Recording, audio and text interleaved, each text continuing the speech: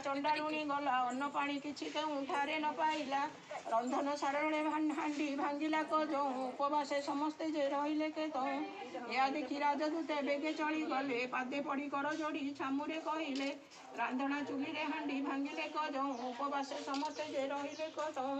ଚଣ୍ଡାଳୁଣୀ ଆପଣଙ୍କୁ ବହୁ ନିନ୍ଦା କରି ତାର ପୁଅ ଝିଅଙ୍କୁ କହିଲା ଏଇପରି। ଆଣ୍ଠୁ କୁଡ଼ା ରାଜା ତା ମୁଖ ଯହୁଁ ମୁଁ ଦେଖିଲି ତେଣୁ କରି ଉପବାସେ ଆଜି ମୁଁ ରହିଲି।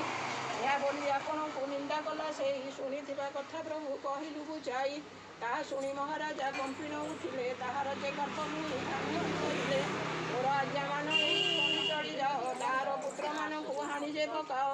ତାହା ଶୁଣି ଦୂତମାନେ ବେଗେ ଚଳିଗଲେ ତାହାର 7 ପୁତ୍ରକୁ ହାଣି ପକାଇଲେ। ସେଦିନରେ ମଙ୍ଗଳାଙ୍କ ପୂଜା ବିଧି ଜାଣି ଖଇ ମୁଆଁ ଆଣିବାକୁ ଯାଇଥିଲେ ପୁଣି। ଲୋକ ଯେ କହିଲେ ରାଜା ମାଇଲେ ତୋ ବଂଶ ଖଇ ମୁଆଁ ନେଇନ ତୁ କରିବୁଟି କିସ। 7 ପୁତ୍ର ଯାକ ତୋର ହାଣି ପକାଇଲେ ତୋର ପୁତ୍ର ମୁଣ୍ଡମାନ ଶୁଣେ ବସାଇଲେ। ତାହା ଶୁଣି ଚଣ୍ଡାଳୁଣୀ କାନ୍ଦ ବୋଳ କଲା ରାଜା ମନ ତାହା ଜାଣି ମଙ୍ଗଳା ଯେ ବିଜେ କରି ଗଲେ। ଆସୁଥିଲା ଚଣ୍ଡାଳୁଣୀ ବାଟରେ ଭେଟିଲେ।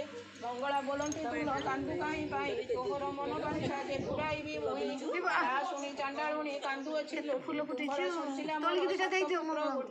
ଅଦୋଷରେ ରାଜା ମୋର ପୁଅକୁ ମାଇଲା। ଶୁଳିଆ ପଦାରେ ଆଣି ଶୁଣି ଦିଆଗଲା। ମାଏ ବୋଲୁଛନ୍ତି